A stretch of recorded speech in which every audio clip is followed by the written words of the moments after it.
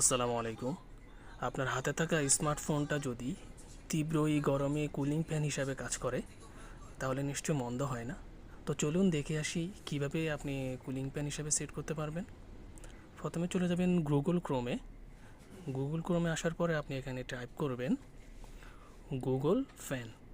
আবার বলছি, Google fan type করা হয়ে গেলে চলে যাবেন প্রথম যে ওয়েবসাইটটা আসবে সেখানে একটা ক্লিক করে দিবেন। সেখানে ক্লিক করলেই চলে আসবে আপনার সেই কাঙ্ক্ষিত গুগল ফ্যানটা। এখানে আপনি তিনটা বাটন দেখতে পাবেন। লেফট সাইডে যে বাটনটা রয়েছে সেটা মাধ্যমে আপনি অন অফ করে ফেলতে পারবেন ফ্যানটাকে। মাঝখানে যে বাটনটা রয়েছে সেখানে আপনি চাইলে ফ্যানের রোটেশন দিতে পারবেন, বন্ধ করতে পারবেন। সবশেষ ডানে যে বাটনটা রয়েছে এই বাটনের মাধ্যমে আপনি ফ্যানের স্পিড কমাতে পারবেন, বাড়াতে পারবেন।